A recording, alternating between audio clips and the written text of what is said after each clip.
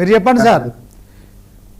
మానవతరాయ్ గారు మాట్లాడిన దాంట్లో, ఆయన మాట్లాడిన అంశంలో ఇదంతా కేవలం బురద జల్లే ప్రయత్నమేనా? దీనిని మీరు ఎట్లా చూస్తారు, ఏం చెప్తారు? శ్రీనివాస్ గారు, మీకు మిత్రులు మానవతరాయ్ గారికి, ఉపేంద్ర గారికి నమస్కారం. 99 ప్రేక్షకులు కూడా ఏమంటా అంటే, సరే రాజకీయ విమర్శలు వారు చేసిన దానికి ఉపేంద్ర గారు చెప్పుకుంటారు. నా అనుభవం చెప్తాను. ధరణి రాకముందు యాక్చువల్గా రికార్డ్స్ అన్ని ఎట్లా వచ్చినాయి, ధరణిలోకి ఎక్కినాయన్నీ కూడా ఆన్లైన్ పహానీలు 2006లో ఆంధ్రప్రదేశ్ ప్రభుత్వం చేసినప్పటికీ, ఉమ్మడి ఆంధ్రప్రదేశ్ ప్రభుత్వం చేసినవి ఎక్కినాయి. ఒక రకంగా చెప్పి ఎన్టీ రామారావు గారు సగం రెవెన్యూ వ్యవస్థ నాశనం చేస్తే అటల్ పట్టు వారికి తీయడం కరెక్ట్ కాదని అనట్లేదు. కరెక్టే, ఫీడల్ వ్యవస్థను రద్దు చేసినారు, కాదట్లేదు.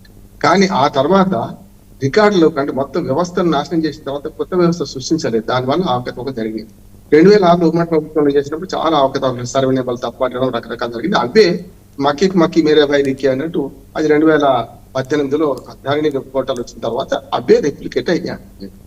ఆనాడు ధరణితో హక్కులు దక్కవా చిక్కులు అని నేను ఒక 5 ఆర్టికల్స్ రాశాను.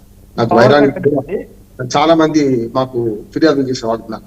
అందులో ధరణిలో జరిగిన పొరపాట్లు ఏంటి చెప్తారు, ఇప్పుడు జరుగుతుంది చెప్తాను. ధరణిలో జరిగిన 4 రకాల పొరపాట్లు. ఒకటి, సర్వే నెంబర్లు తప్పులు పడ్డాం. రెండోదేమో మీకు ధరణిలో ఎక్స్టెంట్ తప్పు ఎక్కువ పడడం, తక్కువ పడ్డాం. మూడోది ఏంటంటే సొంత భూములు కూడా పట్టా భూములు కొనుగోలు ద్వారాని లేకపోతే ప్రభుత్వ భూమి నమోదు కావు. దానికి కారణం ఏమైందంటే, ఎప్పుడైతే ఒక ప్రైవేట్ భూములు 100 ఎకరాలు ఉందనుకోండి, ఒక గుంటనో 2 గుంటలో కాలువనో ఏదో పోయింది అనుకోండి, ప్రభుత్వం సేకరించింది అనుకోండి, రోడ్డు పోయింది గతంలో, ఆ మొత్తం సర్వే నెంబర్ దాఖలు పెట్టింది. అప్పుడు ధరణి జరిగిన పొరపాటు అది. దానిలో ఏమైంది చాలా మంది ధరణిలో ఈ ప్రొహిబిషన్ లిస్టు ఇంతకుముందు మానవతరాయ్ గారు చెప్పారు, అది అడ్వకేట్ గా నేను అది ఆ చరిత్ర చెప్పారు. కరెక్ట్, 1908 రిజిస్ట్రేషన్ యాక్ట్ ధరణితో రాలేదు, భూభారత్తో రాలేదు, మొదటి నుంచి ఉన్నదే యాక్ట్. దాన్ని నిషేధిత జాబితాలో చేర్చే క్రమం ఎవరు చేస్తారంటే రెవెన్యూ అధికారులు రిజిస్ట్రేషన్ ఆఫీస్ పంపుతారు. ఇప్పుడేమో వ్యవసాయ భూములన్నీ కూడా ఎంఆర్ఓ చేస్తున్నట్టు రిజిస్ట్రేషన్, మామూలుగా ప్లాట్లు, ఇళ్ల స్థలాలు ఇవన్నీ ఏమో రిజిస్ట్రేషన్ మన సబ్ రిజిస్ట్రార్ చేస్తాడు. కనుక అప్పుడు అన్ని సబ్ రిజిస్ట్రార్ చేసేవాడు. సబ్ రిజిస్ట్రార్కి ఒక లేఖ పంపేవాడు, అంటే ఆ గ్రామంలో ఉన్న నిషేధిత జాబితా రెడ్ మార్క్ పెట్టి పంపేవాడు. అది అందులో ఏమైనా తప్పులు ఉంటే అప్పటికప్పుడు రెవెన్యూ సర్టిఫికేట్ తీసుకొచ్చుకుని సరిపోయింది. కానీ కేసీఆర్ గారు వచ్చినాక ఏం చేశాడంటే రెవెన్యూ వ్యవస్థను మొత్తం కేంద్రీకరణ చేసాడు. కేంద్రీకరణ అంటే ఎట్లా, అసలు ఎంఆర్ఓకి అధికారం లేదు, మనకు ఆర్టీఓకి అధికారం లేదు, డైరెక్ట్ గా కలెక్టర్, తర్వాత సిసిఏ లేదు. నేను స్వయంగా కేసు బై కేసు చేసిన కనుక దాంతో ఏమైందంటే ఎన్టీ రామారావు గారు సగం వ్యవస్థను చంపితే కేసీఆర్ గారు ఆ మొత్తం వ్యవస్థను చంపేశాడు. అంటే కింద రెవెన్యూకి సంబంధించిన ఒక్క ఉద్యోగం కూడా లేకుండా ఊళ్ళల్లో గతంలో ఉన్న బీఆర్ఓని తీసేసాడు.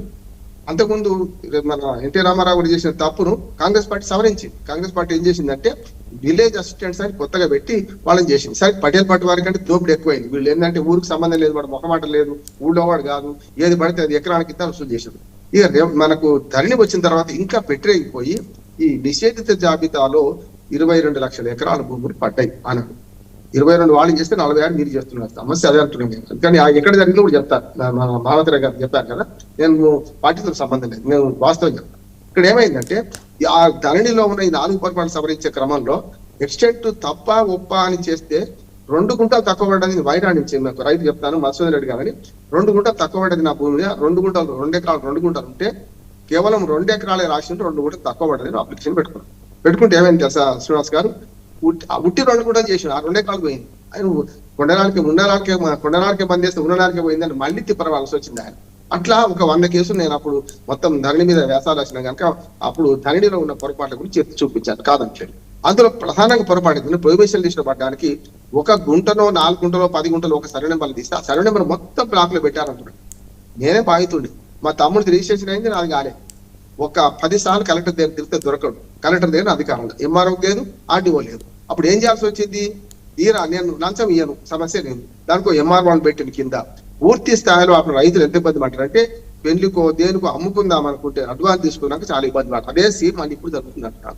దాని ఏమైందంటే 22 ఇంతకుముందు మానవతరాయ్ గారు చెప్పినట్టు ఒక ఆర్డర్ తీసుకొచ్చారు. ఏంటంటే గుంటలో 2 గుంటలు ప్రభుత్వం మీరు తీసుకుంటారు, రోడ్డు పోయినా సరే దేని పోయినా సరే దాన్ని రిలీజ్ చేయండి, పట్టేదారుల